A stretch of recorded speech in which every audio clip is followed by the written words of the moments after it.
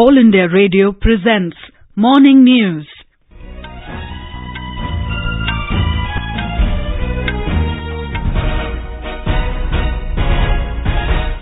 Good morning, I am Tanvi Taneja. The headlines. Campaigning for fifth and final phase of assembly elections in Jharkhand ends today. Home Minister Amit Shah rules out withdrawal of Citizenship Amendment Act. CBSE announces dates for 10th and 12th board exams. India and US to hold 2+2 ministerial dialogue in Washington today. Cold wave conditions intensify in northern parts of the country. Delhi records lowest maximum temperature in 22 years. And Indian women football team enters the final of the three-nation under-17 tournament in Mumbai, beating Thailand. In Jharkhand, campaigning for the fifth and final phase of assembly elections will come to an end today. In this phase, 16 constituencies of Santhal Pargana region will go to polls on Friday. In 5 assembly segments of Boreo, Barhet, Littipada, Maheshpur and Shikaripada, campaigning will end at 3 p.m. due to security reasons. In the remaining 11 seats, campaigning will end at 5 p.m. Our correspondent reports. BJP Working President J.P. Nadda, Congress General Secretary Priyanka Gandhi Vadra, JMM President Shibu Soren, Jharkhand Vikas Morcha President Babulal Marandi, AJSU Chief Sudesh Kumar Mehto will address election rallies today. We have a report.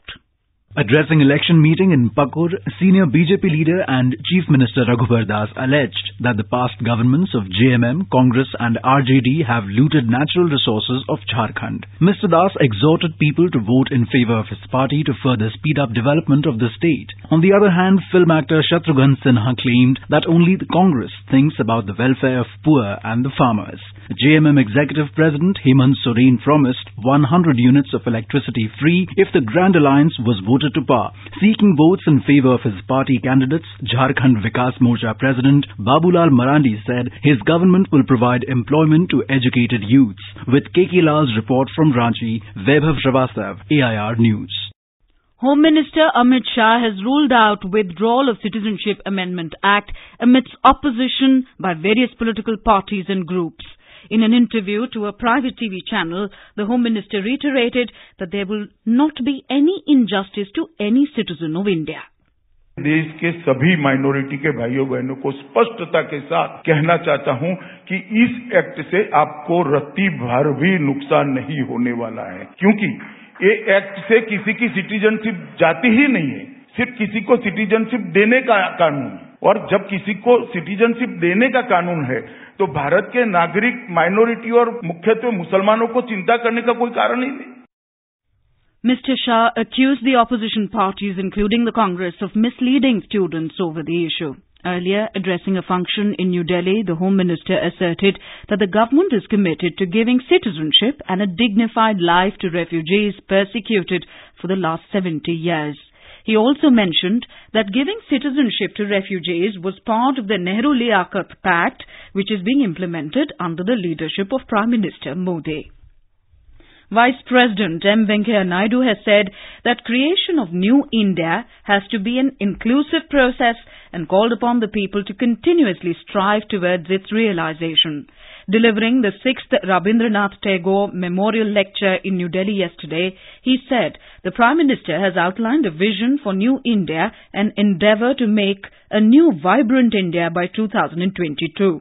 Mr. Naidu said that he was confident that New India will be an innovation and knowledge hub with promising young digitally empowered entrepreneurs, scientists, academics, working in tandem to find indigenous solutions to various problems from climate change to increasing agricultural productivity.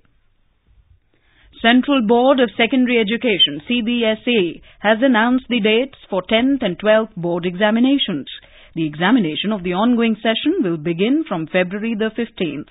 Exams for 12th class will be held from February 15th to March 30th and for 10th class from February 15th to March 20th.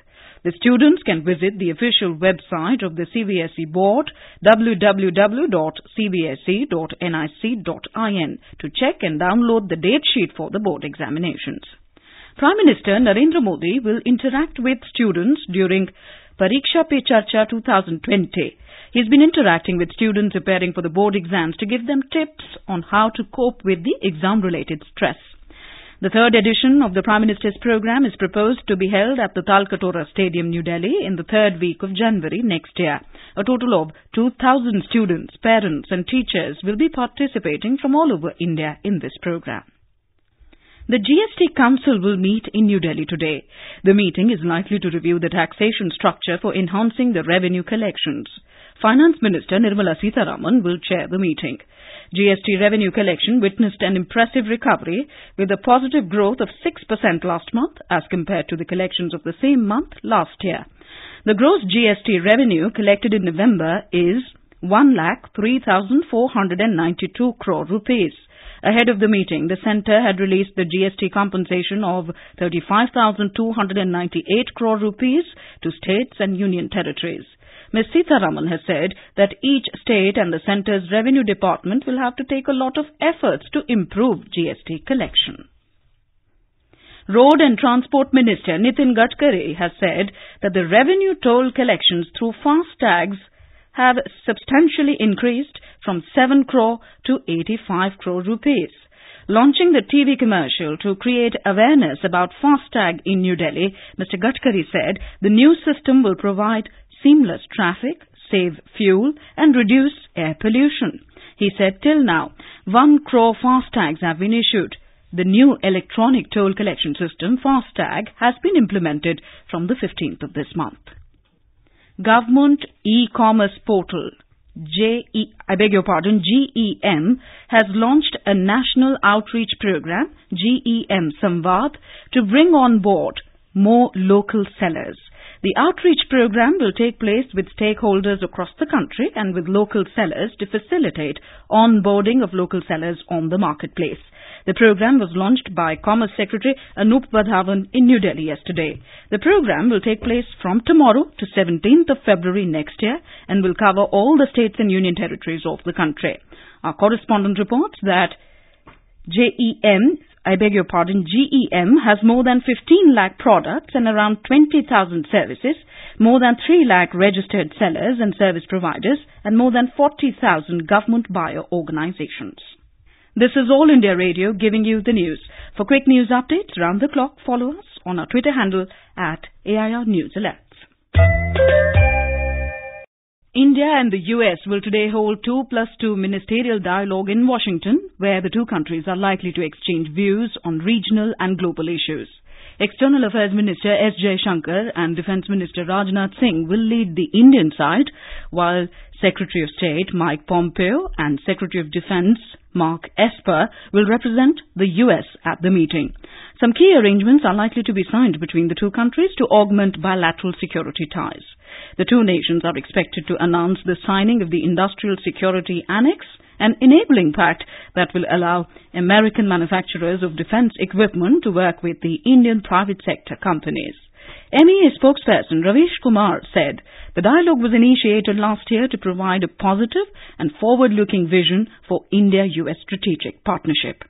The India-US 2+2 ministerial dialogue was initiated in September 2018 in order to provide a positive, forward-looking vision for the India-US strategic partnership and to promote synergy in our diplomatic and security efforts. Since the inaugural edition of this dialogue, relations between India and the US have further expanded. The 2+2 dialogue will take stock of these growing relations and provide strategic guidance for the further development of the relationship.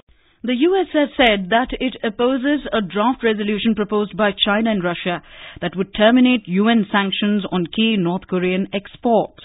The US called the measure premature at a time when Pyongyang is taking proactive actions and is refusing to meet US officials to discuss denuclearization. The US Department said President Donald Trump remains committed to making progress towards commitments he made with the North Korean leader Kim Jong-un at their first summit in Singapore in June 2018. The draft resolution circulated to the UN Security Council members would terminate sanctions on North Korean exports, including textiles, seafood and statues, with the intent of enhancing the livelihood of the civilian population. cold wave has further intensified in North India, with the national capital recording the lowest maximum temperature in 22 years. In Delhi, the maximum temperature settled 10 notches below the season's average at 12.2 degrees Celsius yesterday.